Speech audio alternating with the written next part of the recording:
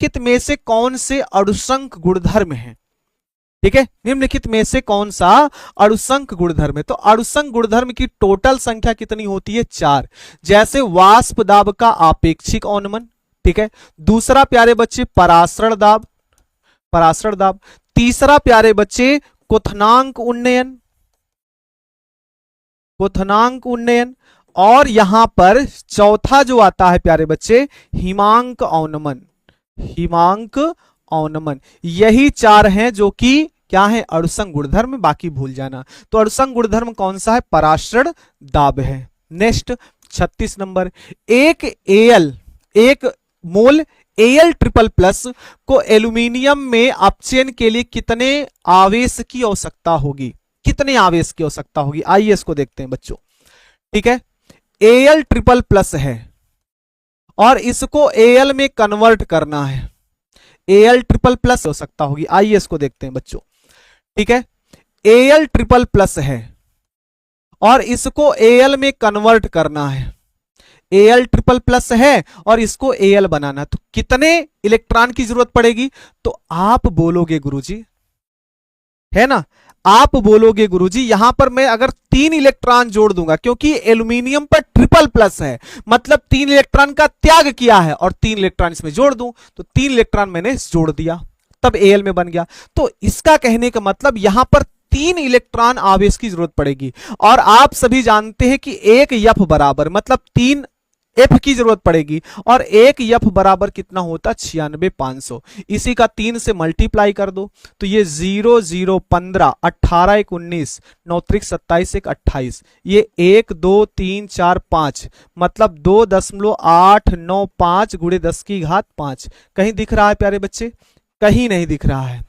कहीं दिख रहा है? कहीं नहीं दिख रहा। तो मैं इसको क्या कर लेता हूं, इसको निकटतम 0.3 में रूप ले, 3.0 इंटू 10 की पावर 5। ये दिख रहा है ऑप्शन नंबर प्यारे बच्चों, क्या? A option, A option. ठीक है, नेक्स्ट अगला प्रश्न, बेरवादार ठोस का उदाहरण है, इसका जवाब दीजिए। इस वाले प्रश्न का आप सभी जवाब दीजिए। बेरवादार ठोस का उदाहरण, बेरवादार ठोस के 3 उदाहरण हैं, रबड़, कांच, प्लास्टिक। रबड़ मिला है यहां पर, हाँ। अच्छा, ये दोनों कैसे ठोस हैं? ये दोनों सहसंयोजी ठोस हैं। हीरा ग्रेफाइट कैसे ठोस हैं? तो आप सभी के लिए यह ध्यान रखना है, ये सहसंयोजी ठोस है। नमक कैसा ठोस है? तो आयनिक ठोस है। नमक कैसा ठोस? तो आयनिक ठोस। अगले प्रश्न की ओर बात करते हैं। अगला प्रश्न 37 नंबर, ये अभिक्रिया है और बताइए कौन सा प्रोडक्ट बनकर तैयार होगा। ठीक है, C2H5Br एल्कोहलिक KOH का उत्पाद है। अब काफी बच्चे देखिए जुड़े कितने थे? लगभग 5000 प्लस जुड़े थे। संख्या 1 घंटा हुई, घट गए। अब यही सोच लो कि कैसे तुम लोगों का गुजारा होगा जी, हैं? क्या एकदम से तुम लोग भाग जानते हो? ऐसे मुकाबला का टक्कर होगा? हैं? हम तो खड़े होके पढ़ाइए जा रहे हैं और निकलने वाले निकल गए, थक जाते हैं बेचारे। क्या करें, क्या करें, कमजोरी आ गई है पढ़ते पढ़ते।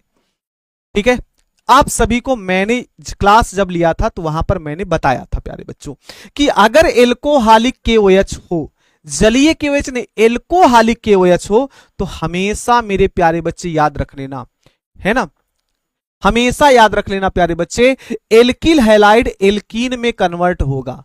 किसमें कन्वर्ट होगा? एल्कीन में। एल्कीन कहां दिख रहा है? एल्कीन जहां पर डबल बॉन्ड है। ए ऑप्शन, ऐसे जवाब देना है ना, ऐसे जवाब देना है।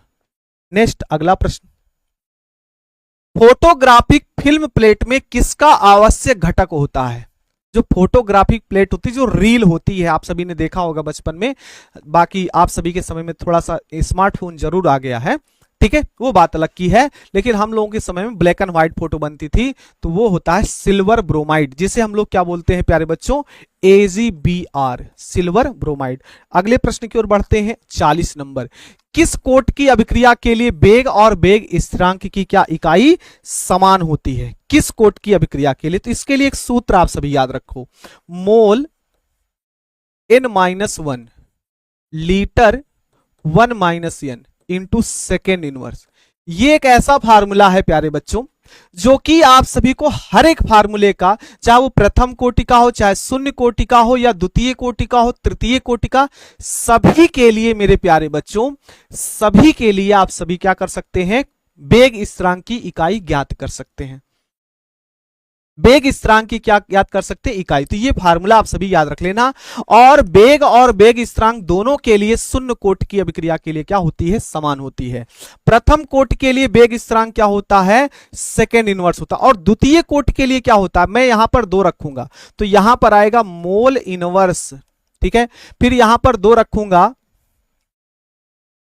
अच्छा नहीं आएगा, n बराबर 2 रखूंगा, तो mole into litre inverse into second inverse, ये वेग स्थिरांक की इकाई इसके लिए हो जाएगी। तृतीय कोटि के लिए क्या होगी, mole square into litre -2 second inverse, ऐसे निकल जाएगा बच्चों, ठीक है। चलो आगे बढ़ते हैं। नेक्स्ट, निम्न में किसमें एल्डोल संघनन अभिक्रिया देता है। एल्डोल संघनन अभिक्रिया मैंने सिर्फ एक ही एग्जांपल आप सभी को पढ़ाया है, एक ही एग्जांपल आप सभी को पढ़ाया है कि एसिटाल्डिहाइड को याद रखिएगा आप सभी। ये कौन सी अभिक्रिया, कैनिजारो अभिक्रिया, ठीक है। ये कैसी अभिक्रिया, कैनिजारो अभिक्रिया।